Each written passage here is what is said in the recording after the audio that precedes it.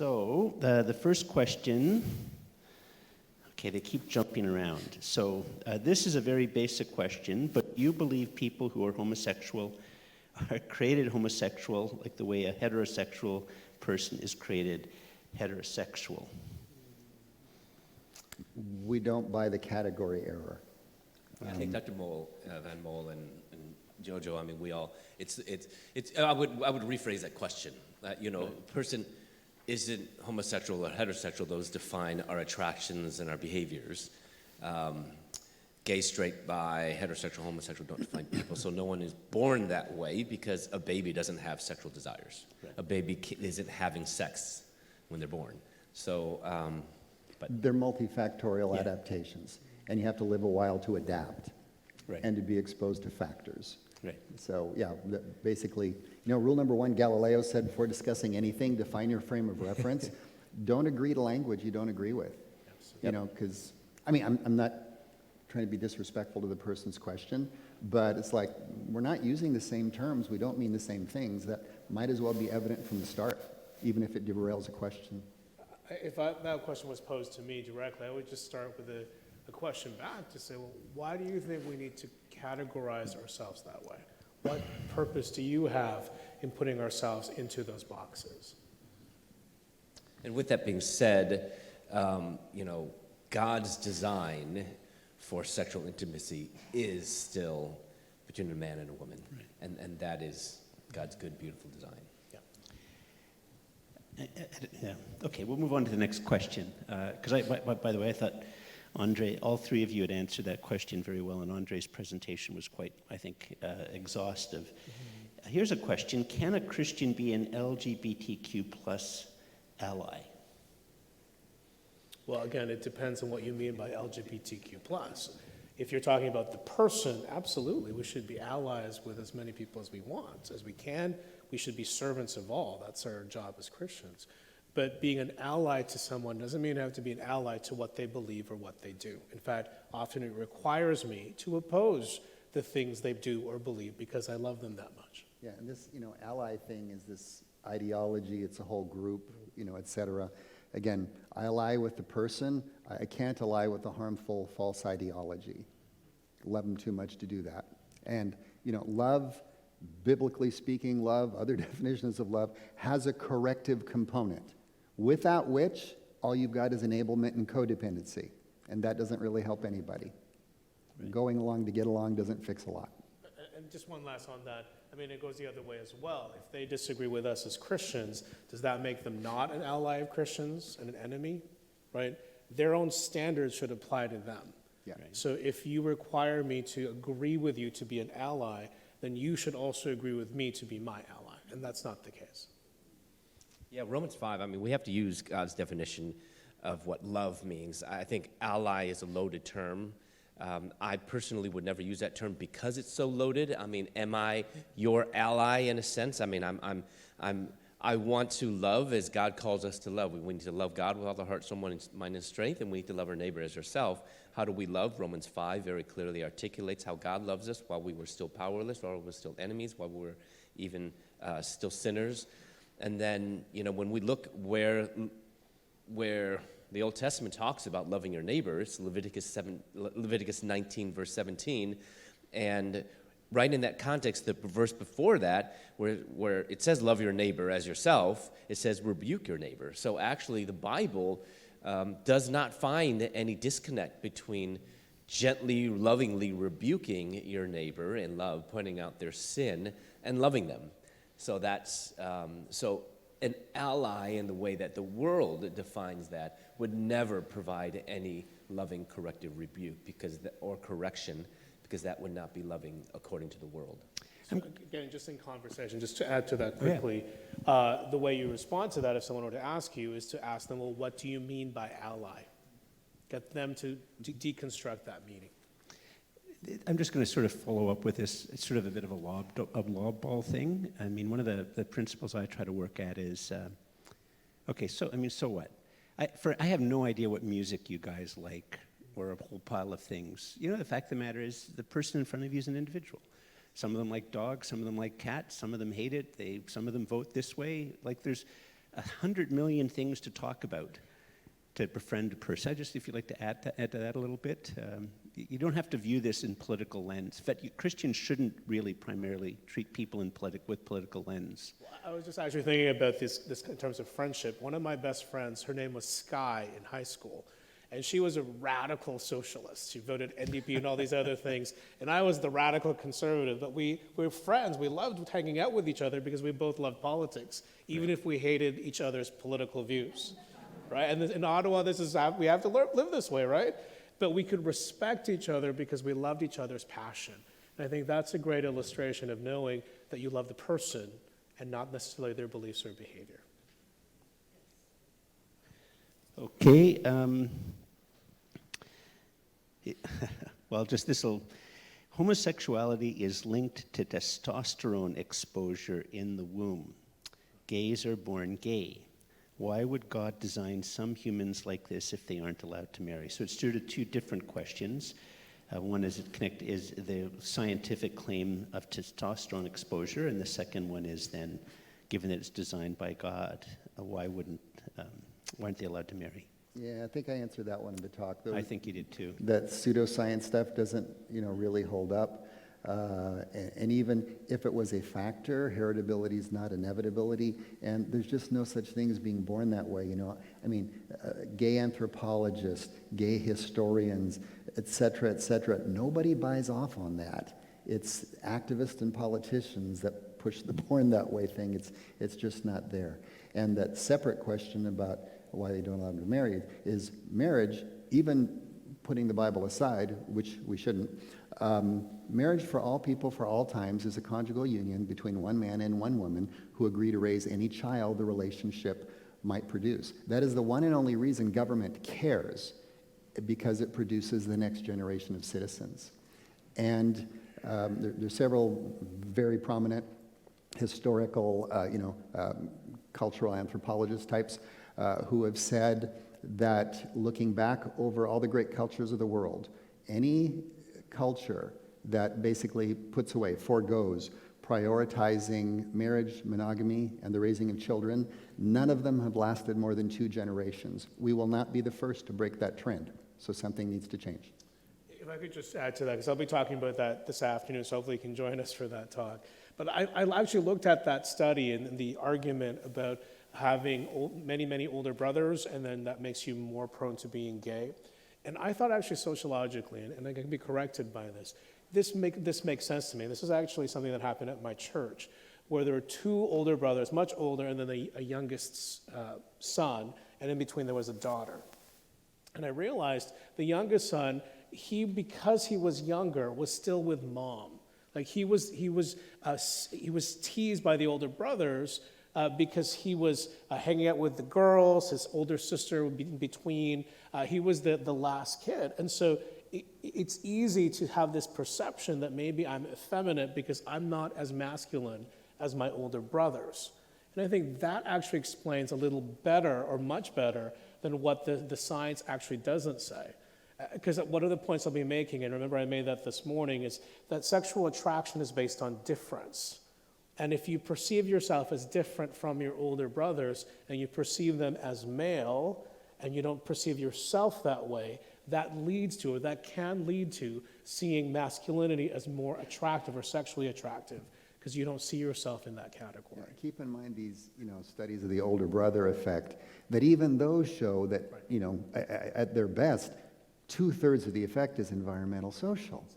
And there's a lot of things that can happen there. Again, having older brothers means there's going to be a whole lot more environmental social different about, your upbringing than has anything to do with your mom's, immune system attacking you. There's a lot going on in life, multifactorial adaptations. Yeah, all the studies, and if you would just look very carefully at the studies and also all the footnotes, the citations from Dr. Van Mol's,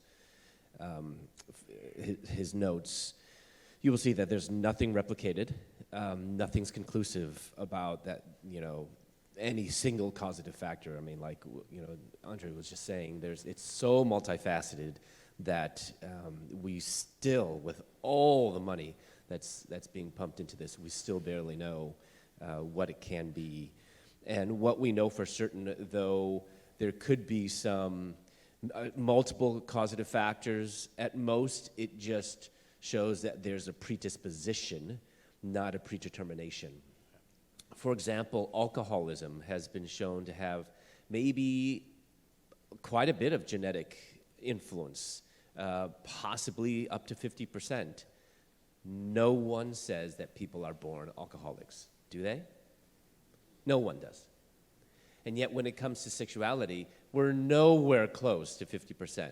It is quite insignificant. And yet everyone says people are born gay. They confuse a predisposition, a possible predisposition. They make that into predetermination.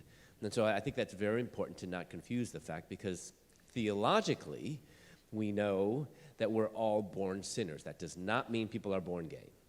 That means we have a sin nature. Now, that sin nature can express itself in different ways, and a sin nature can express itself with having a predisposition towards certain particular sins. But even with that predisposition, that doesn't make it right. We're all born with a sin nature. That does not make sin right. One of the, get to the, this is, I think this is really good. One of the things I like to say is, on one hand, Canadians and Americans hate the idea of a sin nature. They find it repulsive. On the other hand, if any of us watch a movie and everything's perfect, we know there's a bad guy. We know there's an evil intelligence or some other type of thing. So it's sort of a funny type of thing. I'm going to throw it for you guys to make a bit of a comment about that, because to my mind, that's one of the things which is so brilliant about the Christian. Only the Christian faith teaches not that we're evil, we're not demons, we're not angels. There's something truly good about us, but evil has touched everything in us. You want to just comment a bit about that? If I could just start, then. I was at the largest gay Christian conference in Chicago in 2019, because the theme of the conference was on love, and that's what I'm writing about as well for my book. And it was interesting as each of these speakers come in, and they're leaders and bishops of all kinds of denominations. They talked about their sexuality as if it was untouched by the fall. Yeah. So when they would come in, they would say, like one bishop, she said, I'm a Christian and I'm a lesbian, and this is what I am. They're both equally important about me, as if her sexuality was never touched by sin. And that's why I label that whole perspective as the revisionist perspective, because what they're doing is they're using themselves as the standard of right and wrong. And therefore, they can determine what's good, and their sexuality is untouched because they're good people. And I label, instead of the traditional or conservative view, I call ourselves the redemptive view. I think you guys have used that term as well. Because the difference between our perspective and their perspective is that we recognize every part of our being needs redemption, right, including our sexuality. And the best thing about that is once you admit that, it's the most freeing thing. Because now you're not trying to be perfect. You're not saying, I'm good myself, and fail at that standard all the time. Right? You're recognizing, no, I need redemption, and thank God he's already offered it. Okay. Every marriage, if it's going to last, has to figure out how to deal with the fact that you've married a sinner. By the way, my wife has a lot more to put up with than I do. Did she ever make that kind of sandwich for you? Yeah. If we believed in purgatory, she'd get to skip it after being married to me, actually. So, it has been stated that there are only two genders, male and female. It's actually not quite right, but I'm reading the question. Also, gender is not assigned at birth, but observed. How do you assign/observe hermaphrodite? Is that going to be something you're going to deal with in your afternoon talk? Okay, so we're not going to answer that question. Wait until, resend it after Dr. Andre's talk in the afternoon. Homosexuality exists naturally in the animal kingdom, caused by nature. Why insist that in humans it's caused by nurture instead? I'm just reading the questions. You know, you don't hear veterinary science people making comments like that. Again, that's going with an identity instead of, you see behavior, and behavior can have a lot of reasons and predispositions for it, but gay straight is not what's going on there. Well, I'm actually making a video on this very question. Animals eat each other. I know animals who eat their children. Don't eat your children. So here's a very important thing to remember. Don't take your moral cues from animals. Simple rule. Hey, if I could just add to that, some of you may have remembered a few years ago there were some gay penguins Yeah, I was at the thinking of that Toronto Zoo. in Germany too. And- Yeah, and there's several stories like this, and the It media was would turned be- into a ballet, Right. a kid's book, and two Yeah, plays. there you go. That's right. It became a huge media sensation. But what happened was there was an odd number of males to females, a ratio where there was an extra male and two females. And so when the zoo introduced a female penguin, that male couple broke up because one of those penguins hooked up with the extra female. And even more interesting, the two males, it was never shown that they actually had, exhibited any type of sexual behavior. All they did was they warmed a fake egg. A nest. They cuddled because penguins are lonely and they like to flock, right? Just like most birds. So how are we going to apply the sociological human function of sexual identity onto birds?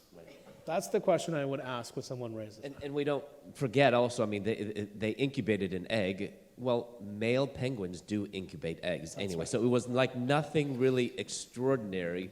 But the ballet, the two plays, and the kids' books all came out after the two penguins split up.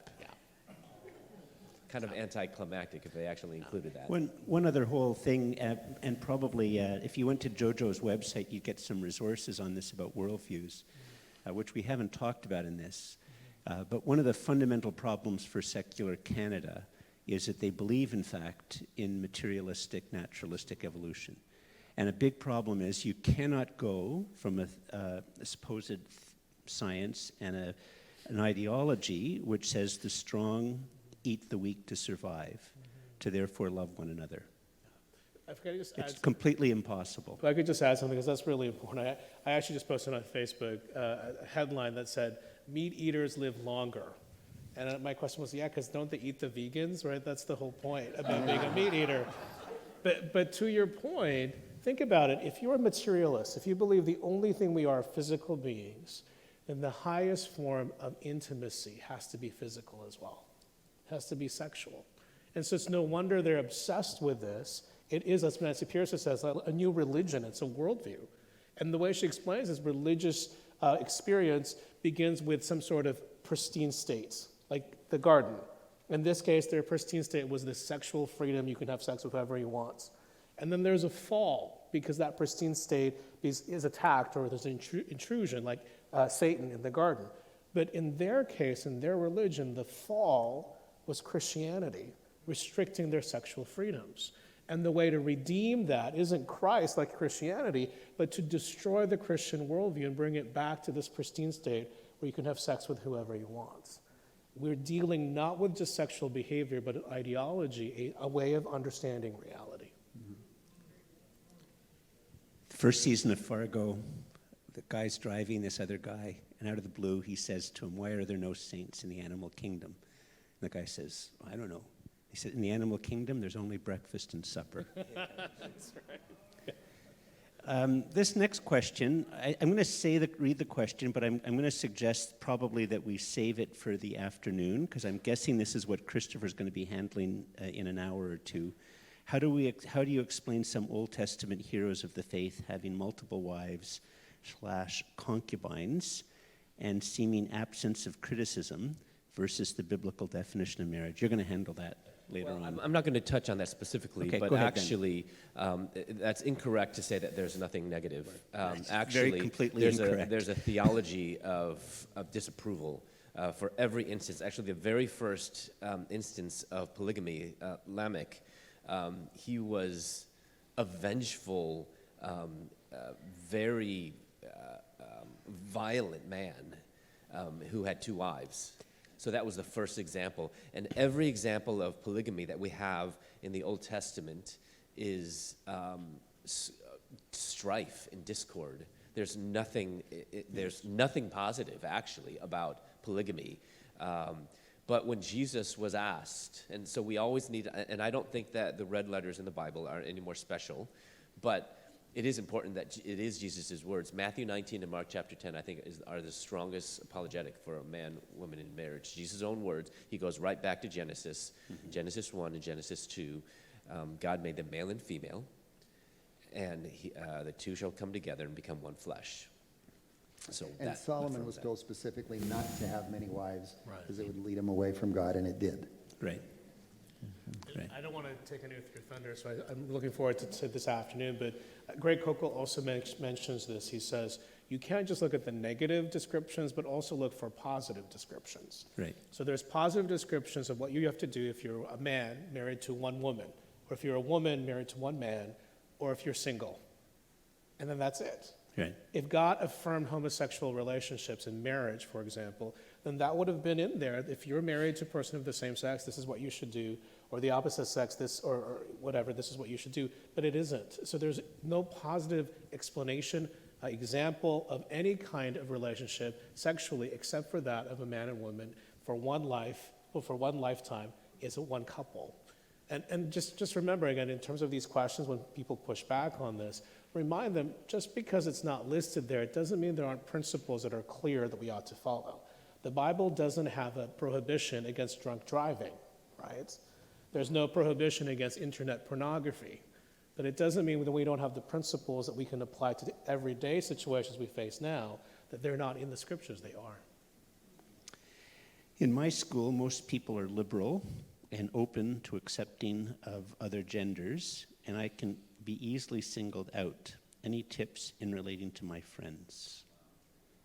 That's a good one. Everybody's silent for a moment, which is fine. You know, the key to remember is the Christian worldview is true. Right. And that means regardless of the majority, you and God are the majority, right? If you believe what he believes. The other part, and I said this in my talk, is the Christian worldview is good. We don't have to be embarrassed by it. It's the Christian worldview that says, I'm going to treat this person with the dignity and respect as a human being because he, she, or whatever they identify is made in the image of God. Now, the problem is how they identify isn't in the image of God. And part of that, and I meant to mention this in my talk when I said earn the right to have conversations, is earn the right, build a relationship with your friends to the point where you can ask these tough questions and push back on their ideas. Because most of the time, these people embrace ideas because the culture tells them to believe it, but they don't actually realize that it's actually harmful, it's actually bad. And you can ask these basic questions. So what role should biology play then in our gender? And if they say nothing, then what is gender? Or what do you mean by gay? You're attracted to someone of the same sex. But what kind of attraction is that? Is that friendship attraction? Is that romantic attraction? Most of the time, most of the people in your school likely would have never even thought of those categories to answer that question. And maybe asking that question will get them to start realizing, oh, I maybe bought into assumptions that aren't true. And maybe I should examine that. And so when they begin to examine it, be the friend that they will examine it with. And notice that the advice here is to answer with questions. Jesus did a lot of that too. Whoever is flinging the questions is steering the argument. And the manner in which you communicate, the Bible has a ton to say about. Respect, gentleness, concern. People remember how you treated them quite often better than they remember exactly what you said. Remember the advice given in James, which you mentioned last night, slow to respond, quick to hear, slow to anger. My gosh, the problems we could keep ourselves out of by just doing that. Because when you're quick to hear and slow to respond, you get past your fear and intimidation, because people tend to talk right past each other and then the fight's on. But if you can take enough time to actually get what they're really asking, you get a much more targeted response rather than trying to shotgun every false belief out there. So, and the other thing is, oddly, people who sit and listen studiously end up looking smarter than the person talking more. It just is. Yeah, I think, it's important to know when you're kind of in a hostile environment, because we're no longer post-Christian. I think we're anti-Christian now. And I'm assuming you're not American, you're not going to be argumentative and brutish and all that. So being Canadian is always, maybe. So we need to avoid kind of the either being too in your face, but also not being fearful. So just what Jojo is saying. I mean, the Christian worldview is true and it's good. So that means, though, that when people come to us and they might find out, so like for me, I think I'm not going to wear it on my forehead and be like, I'm a Christian and in your face, but I'm not going to hide it. But I want people to get to know me first as a person, that I'm just like any other normal person. I'm friendly, I have fears, and I have, feelings. I want to get to know people. But if questions come up, just like Andre was saying, don't feel like you have to give them their answer, because the question being asked is often not the right question. That's why Jesus did not answer every question. He often answered a question with the question. I think a good apologist is one who asks good questions. You got to listen and ask questions like, define what you mean. I mean, there's several things that happens when you answer with the question. First, more importantly for people like me, I need time to think. Right. It gives you time to think, because you're caught off guard, right? I mean, you're the person asking the question is the one in the driver's seat. But if you answer with the question, be like, so what do you mean by this? It buys you time. But second, it deflates the situation. It de-escalates. And then it actually pushes you into the conversation, as opposed to yes or no, shut the door, that's it. It actually, let's have a conversation, in essence, is what you're saying. Define what you mean by that, and then you haven't lied, you haven't skirted around, but you're actually pressing into the relationship and pressing in deeper into what's more important about the whole conversation. This is a bit of a subtext to this. Yeah. Have you ever lost a conversation? Have you ever wished afterwards that you should have said something different, or have you always been perfect in your responses? Yes. No, it's a serious thing, because the fact is, right, you make mistakes, life doesn't end. Off you go. You're going to say something, Jojo. I was just going to add, in terms of the questions, like you were saying, sometimes it's okay to ask permission to ask questions. Yeah. Right, to make sure you know that this conversation you're having now, it may not be the last one. If it's your child, it's a coworker or a friend, there's an ongoing conversation. So Frank Turek, as a Christian apologist, asked this really brilliant question when he's debating atheists. And he actually did this at the University of Calgary when he had him debating there. This student was very hostile, was asking all kinds of questions, hostile atheist. So this is the question he asked. If I could show you that Christianity is true, would you become a Christian? And the young man said no. And he lost all credibility at that point, because he no longer believed in logic and reason. And I think with that question, you can modify that for this conversation as well, and ask permission for further conversations by asking something like this. If I can show you that Christianity is good, would you be willing to change your view on sexuality? And so those are the kinds of ways you can continue the conversation by leaving a thought, or as Greg says in the book Tactics, leave a pebble in that person's shoe. So even if they walk away upset, you haven't lost the conversation, because they're still thinking about it, just like a pebble stuck in a shoe. Yeah, and I'd remind you of the verse in the New Testament that talks about not haggling over words to the ruin of the hearer. Right. It's an inherent risk in apologetics, you want to win the argument. Mm-hmm. There's ways to do that you actually lose the bigger thing going on.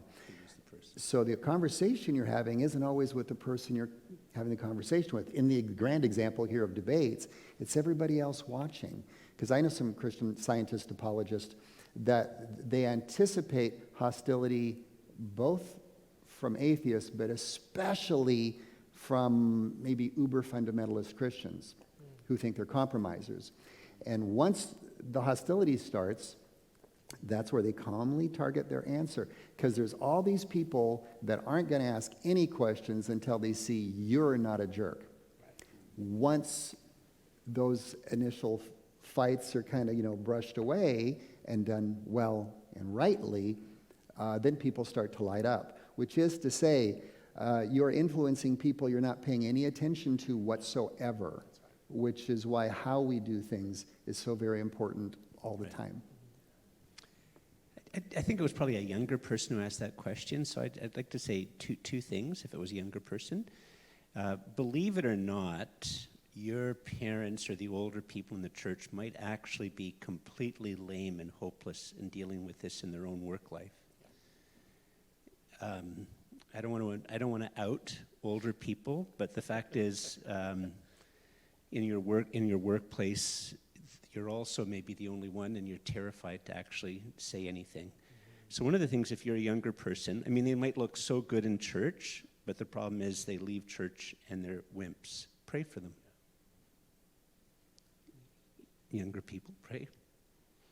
Pray for old people. They might look like they have it together. I can tell you, a lot of them don't. I'm not insulting you. I hope I'm not. and let me tell you, pray for me, and pray. There's a great text in Acts 19, I think it's Acts 19, where God says to Paul, he's had some problem. He said, I have many more people in this city. And so you need to pray for your friends. Some of your friends are going to become Christians. You think that's impossible? Well, of course it's impossible, humanly speaking, but God does miracles. Do I hear an amen? Like there should be an amen to that. And most of us don't pray enough for our friends. God has put you in your circle of friends to pray for them. It might be that you're the only person praying for them, and you should pray for them. And some of the people who are most together internally, I mean, that one of the things you should get from Dr. Andre's talk is that many of them are unbelievably struggling. They might be better dressed than you, smarter than you, nicer than you, more popular than you, and inwardly, they're completely and utterly fractured. And you need to pray for them. Do you want to add something to that, you guys? Were you talking about me with the old people? Because I'm the sole representative here of the 60 and over crowd. So, okay. I was talking about these, their parent, maybe the elders board at their church might actually have a hard time. So it is about me, because I'm on the elders board. Oh, yeah, sorry. Okay.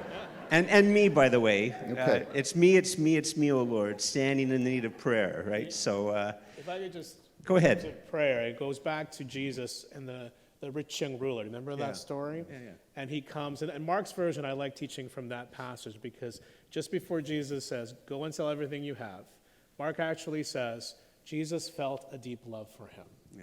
And then said the very thing that would insult him and make him walk away upset, right? And that reminds me to pray in these kinds of conversations, even in the middle of those conversations, to just pray, Lord, please show me how to love this person at this moment. Right. And that's, by the way, one of the scariest prayers you can ever have, because if God shows you that request that you've given requires you then to say the one thing that will insult this person to make them walk away upset, you better be able to say it, because that's what love requires you to do. Or if that love requires you just to shut up, as you were saying, and just listen, right? It's not just enough to ask questions. You need to listen to the response, right? Then you need to be ready to do that. And understand, too, in terms of the gospel proclamation, we're part of a longer process that God is working in someone's life. As an apologist, one of the things we like to teach is rather than even planting seeds, we ought to till the soil. And homosexuality, gender identity is one of the rocks and weeds that are preventing seeds from being grown in the first place. So what is the way we can remove that rock and weed so that maybe someone else will be planting the seeds, not us, but at least now we're part of the process in that person's life. Several people have come to me and said, my coworkers, they know I'm a Christian, so they won't even talk to me about homosexuality because they think I hate gays. What do I do? And the response really is, can you be a good Christian to them? Can you show them, like you were saying, that we're not having horns and a tail? Can you live life with them? So with my transgender friend that I meet regularly, one of the things I did, and it's a bit controversial, you don't have to agree, but I think it was our 4th or 5th time meeting together, I brought up the pronoun issue. And I said, my problem is I don't agree that you're actually female. I think you're male. I know you're male, in fact. But I'd be willing to use your gender pronouns when I'm around you, so that as long as you know that it's a sign of respect to you as a person, not as a sign of agreement. Would that be okay? I asked permission. And he was thrilled. He's like, yeah, no, that's great. And I know it doesn't happen very often, but at the restaurant we were at, I actually was talking to the waitress about him and realized I was using a male pronoun, had to switch, because I wanted to keep my promise about that. And in doing so, he understood now that I wasn't there to promote his ideology or agenda, but I was truly respecting him as a person. And in that co-work environment, maybe that's what we just need to do first. Say, I'm a Christian who can respect people, and I would expect that respect back. I can listen to other ideas. I would expect that you are willing to listen to my ideas as well. Just before I go to the next question, the Tactics book by Greg Koukl is absolutely brilliant. Every Christian today should read it. And two other really good books from Aussies. Any Aussies here, by the way? Shout out to people from Australia. I know there's at least one. Being the Bad Guys by McAlpine is a brilliant book. And another one by Samuel Chan, How to Not Be That Guy. They're both brilliant books at trying to navigate this cultural moment where you're the bad guy. And they're short, easy reads. You might be dealing with this more later, Christopher, but I'll ask it. And if you just say, I'm going to deal with it, that's fine. In Leviticus, it says that men sleeping together is a sin, but isn't that part of the Old Covenant, like eating kosher meat, or other rules like that? Thanks. Well, this is so easy. The Old Testament, the Tanakh, as Hebrews refer to it, contains the Old Covenant, but it's not limited to the Old Covenant. There is more there. The Bible Jesus used was pretty much that, the Tanakh. The sexual prohibitions in Leviticus, check out what's immediately before and after men not lying with men. Because I'll bet nobody's a fan, there's no such thing, but the average person is not a fan of having sex with kids, right? Not thrilled with the idea of people grabbing other people's wives. Look what's before and after. There's nothing in that chapter about ceremonial food prohibitions. That's a different chapter. And Jesus revisited these things in the Gospels, right? And you see the experience also of Peter, where he has the vision, of the big sheet and all the pigs and all that falling in there, rise, kill, and eat. Don't call unclean what I've called clean. The food prohibitions were taken away by Jesus. The sexual ones were reinforced by Jesus, and he upped the ante. Because, how many of you say, you're not supposed to divorce, your wife, etc. And I say, if you even look at a woman with lust in your eyes, you've committed adultery. Well, that was new to them. He upped the ante. So the premise of the question is false. Yeah, I'll definitely be covering And you'll be that. talking about more of that later on. Okay. I don't know if this is something that's going to be be easier later. What do you do when a teenager you love is going through transition to change sex? That's a very, very difficult situation Yeah. because you're dealing with a closed, mindset. There's different advice from different people depending on who you are and what relationship you have with them. Because if you have none, no matter who you are, pray hard. A friend of mine in San Francisco has this advice whenever he's in tough situations. Quick prayer he does, two-part. Number one, Lord, is this person teachable? Number two, Lord, what would you have me tell them? Go straight to the top. From a medical point of view, there's certain very, if you will, secular, although I don't buy the secular sacred divide, points you can make, about are you sure you understand the risks? And they are substantial. Here they are. Walt Heyer, and he transitioned 13 years, I forgot how many years he was living as a woman. Then the Lord met him, he detransitioned, and he's been a bigwig in ministry to the, trans-identified for over 3 decades, and he's a friend of mine. And he talks about, the way you approach is to be a listening sponge, asking open-ended questions. I'm really interested in this. Can you tell me more? Let him talk. At what point, what made you decide you weren't happy being who you are? Let him talk. And he says it's nothing you're going to do in one conversation. It's going to be 5 or 10 if you get that far. And you're looking for underlying factors. Was there abuse? Do they feel weird or awkward? Are they escaping something? What exactly is going on? obviously that takes time. And, for some of these peeps and the mindset they are, wherever stage they are, doing the right things the right way may not be sufficient intervention, and they're going to make a mistake that they can't take back. Then it's doubly important that we're there. Because as this stuff comes open and gets exposed, and how awful this is happening, and it's not the first time in human history this mistake has been made, and the lawsuit starts, and there'll be plenty of them, the rage in these people is going to be merited and enormous, and they're going to desperately need the church. So we don't give up on people just because they make a mistake. You want to add something? Yeah, I would, having that conversation is really important. I think knowing the age as well. I mean, is this someone that's 18 or older? Is this someone that's younger in the home? Because as a parent, you have different engagement with the child or not. If they're under 18, you have more potential, more influence with the child. When they're over 18, you have less say in their life because they are adults. They can kind of legally do whatever they want.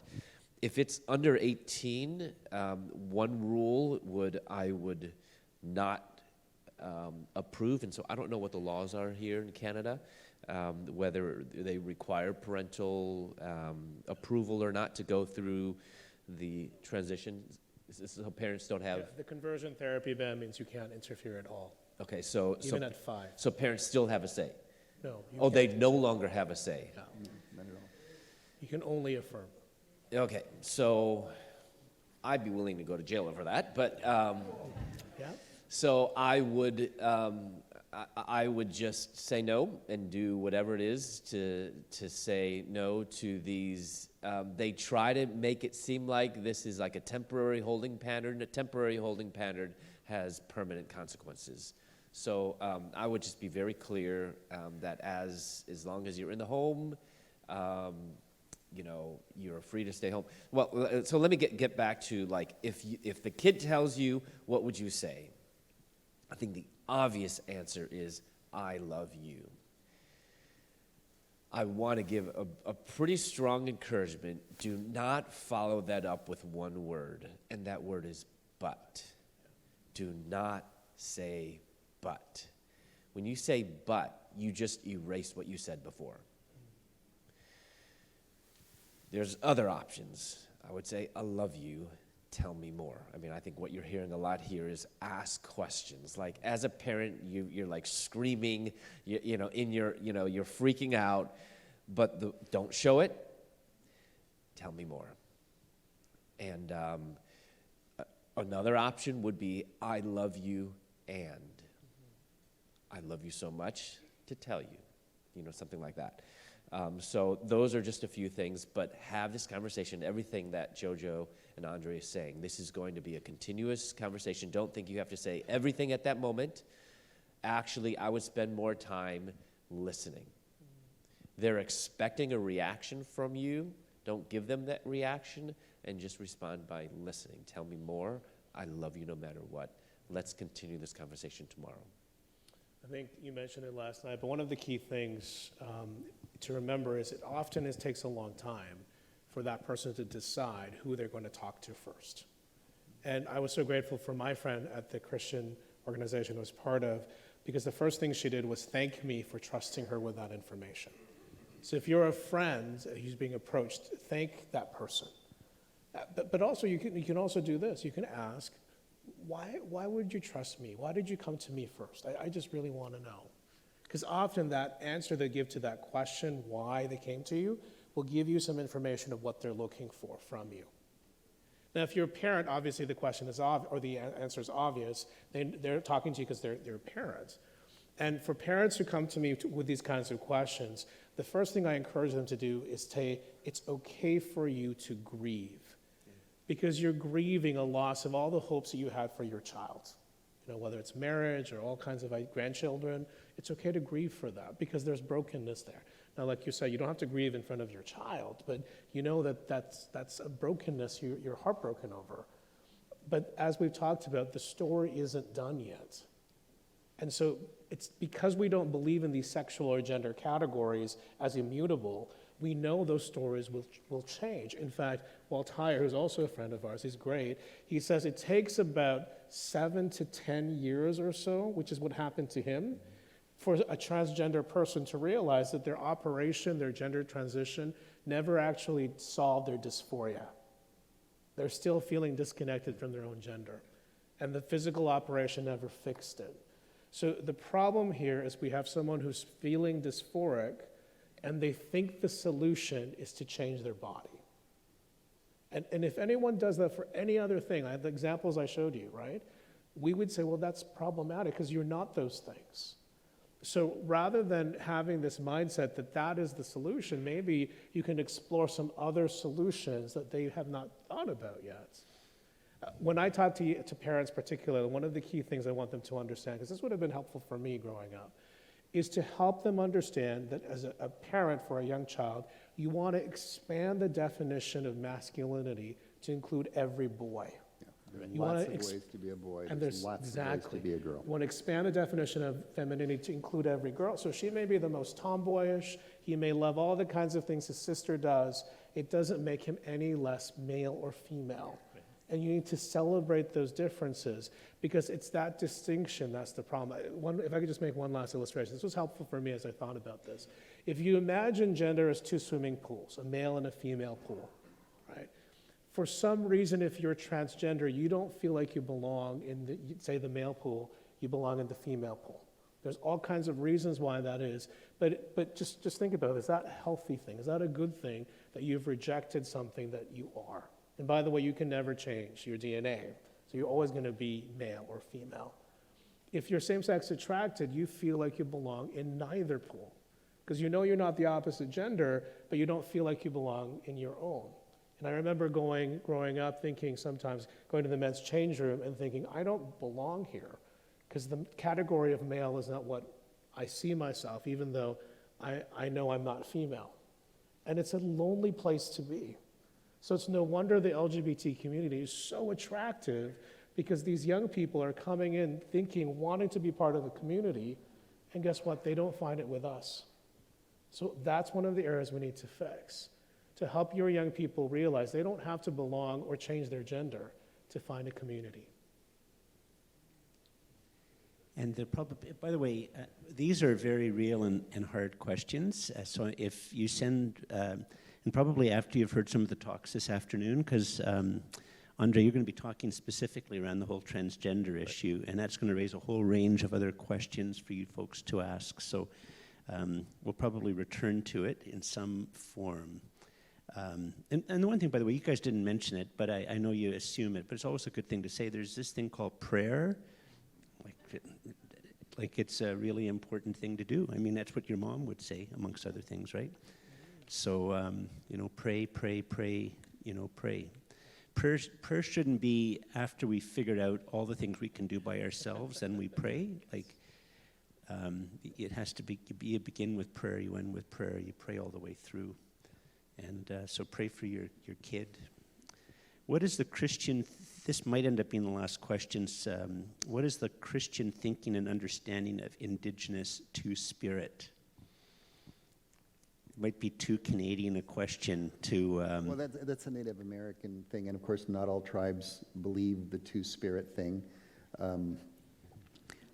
That's a theological question, so the way that it's phrased, what's the biblical view on it, is that would be an unbiblical point of view, without going into all the details of the two-spirit sexuality and how that's viewed, which again wouldn't be viewed uniformly amongst all the tribes, the First Nations, as it were, either. Personally, I think it's just a smart political move to get extra funding from the government and extra okay. Sorry, that's on YouTube. I just said that. That's terrible. Yeah, well, But by the way, one of the reasons I'm not on Twitter is one of my admin people, they'd hear me in staff meetings and say, you're never allowed to go on Twitter.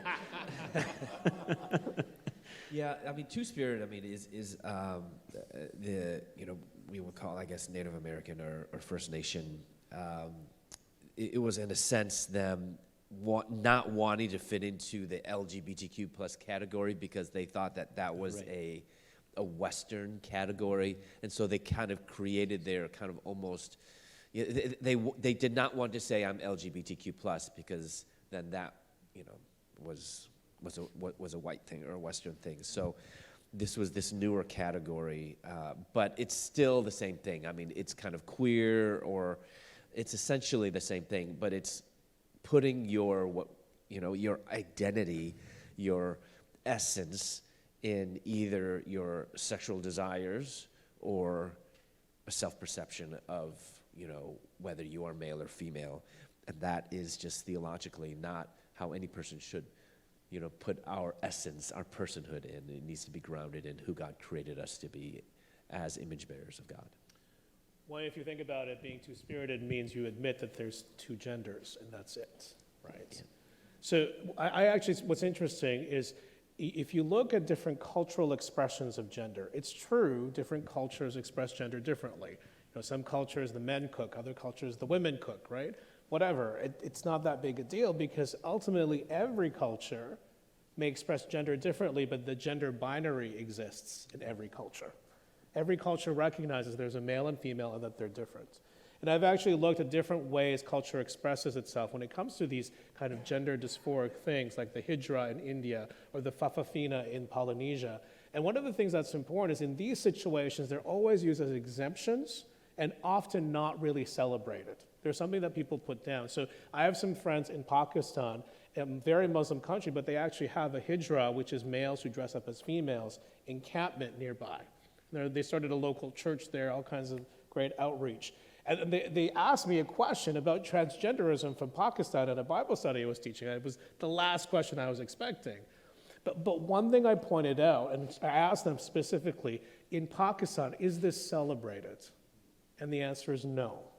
Right? The boys are not raised so they become females. They're actually having to live together so that they're not bullied in other places. And that's the same thing I would say in many Aboriginal cultures. I would push back and ask, is this something really that's being celebrated in that culture? Is this something that people want to raise their kids as? Because at the end of the day, and just one last point, and this is such a critical thing, the Judeo-Christian story of the origins of male and female is so uniquely beautiful. If you look at how origin stories of male and female in other religions start, it's ridiculous. There's an Aboriginal story where God made two men and then turned one into a woman as sort of an afterthought. In the Aztec and the Norse religions, God made male and female from two different species of plants, as if they were different beings. My favorite one is this ancient Korean religion that said God made man in his image, and then he brought three animals for him to choose which one would be his mate. And God chose the bear, and God turned the bear into, or the man turns the bear, and God turned the bear into a woman. So ladies, that's where you're from, apparently, according to this Korean religion. But the Judeo-Christian story says male and female are made in the image of God, both. And so when we try to change that identity, what we're actually doing is removing or trying to remove God's image in us. That's why transgenderism is actually not just harmful, it's sinful. I think on that note, we're supposed to end at 12:20, and look at that, Jojo. You must be a radio star in your past life. Yeah. Hitting that timeline like that, perfect. You folks, thank you. Thank you. We have 5 more minutes? When in doubt, always agree with Greg. Yes, you're right. We do have 5 more minutes. And I just closed the question thing. And by the way, if I never... It is over because it says the software update will be... Oh, you're going to fix it? Could we take a question from the floor, maybe? Yeah, anybody have a 10-second question? Monique.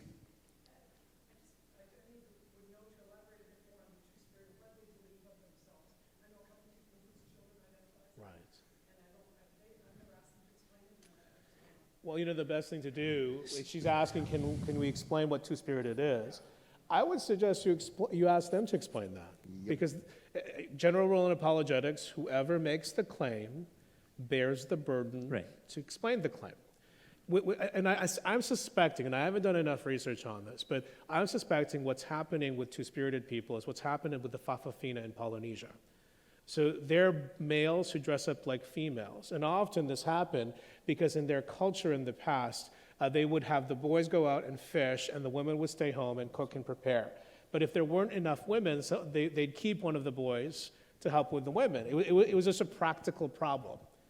And historically, the Fa'afafina didn't want to identify as transgender because they saw it as a different category. And I would suspect there's a reason why they keep separating two-spirited from transgender. And I would ask them, what's the difference? Get them to explain that.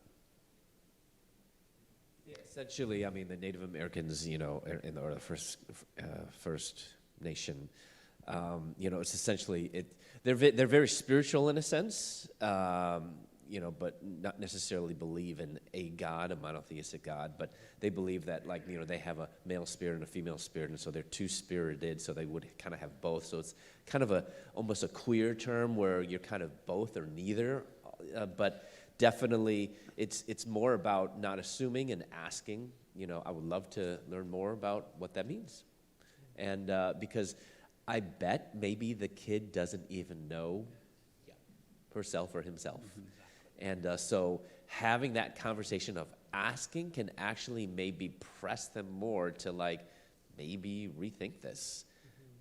Is this person even Native American? Okay, partially. Okay. Like Elizabeth Warren likes like percentage, or no, that's an American joke. Sorry, It's an American thing.